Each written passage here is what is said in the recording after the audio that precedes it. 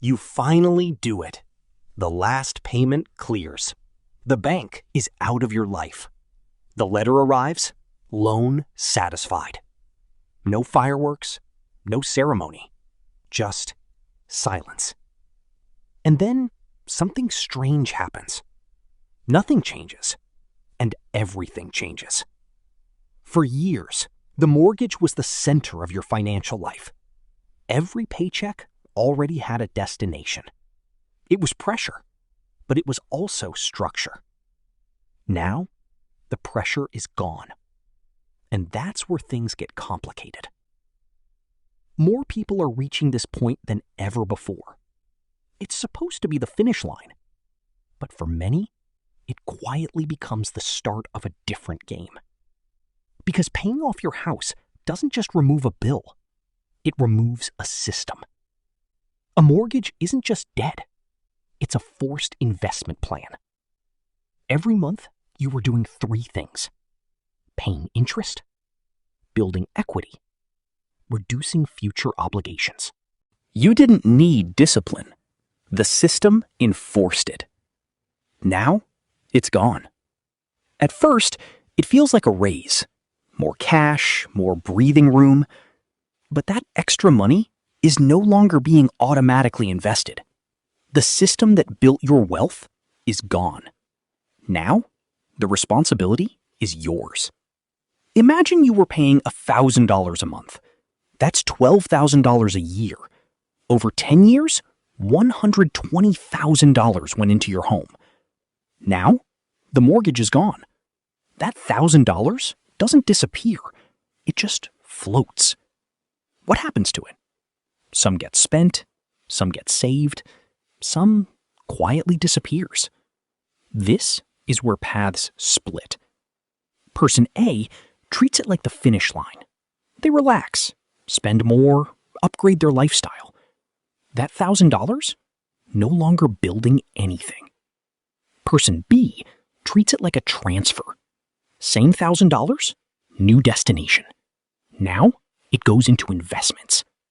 And the difference becomes massive. At 7% returns, 10 years, about $173,000.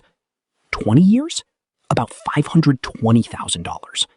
30 years, over $1.2 million. Same money, different behavior.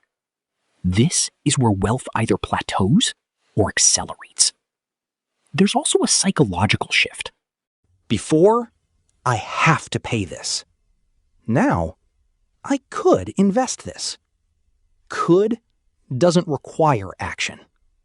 Humans follow systems. We struggle to create them. Owning your home feels like ultimate security. And in many ways, it is. But your wealth is now concentrated in one asset. You're rich on paper, but it's not liquid. You can't spend equity easily. So people slow down. They rely on what they already have. Then comes lifestyle expansion. Lower expenses create permission to spend more. Better car, better vacations, more comfort. The trade is subtle. Long-term compounding for short-term lifestyle. No immediate consequence. Until years pass. Zoom out. When many people pay off homes, behavior shifts. Spending changes. Investing slows. Risk tolerance drops. People protect wealth instead of building more. Here's the irony. When you were burdened by a mortgage, you were often building the most wealth because you were forced to invest. Now you're free, and you might build less. Not because you can't, but because nothing is making you.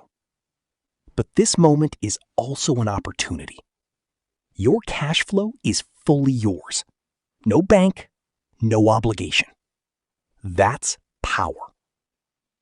The people who win here do something simple. They recreate the system.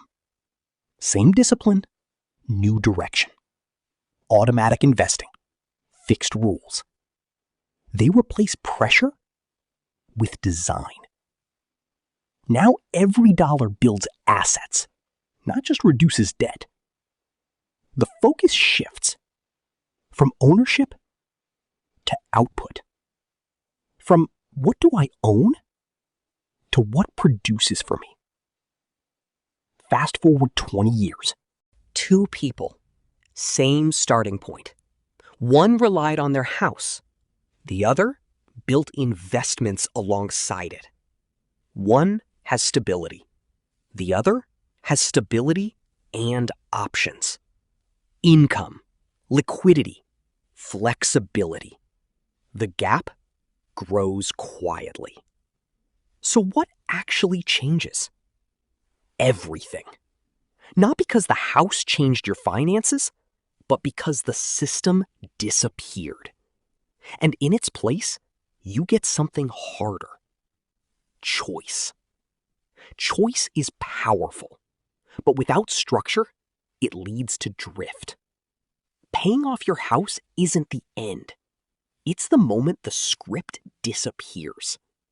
No defaults, no automatic path, just you and what you do next.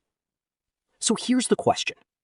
When nothing forces you to build wealth anymore, will you keep building it anyway?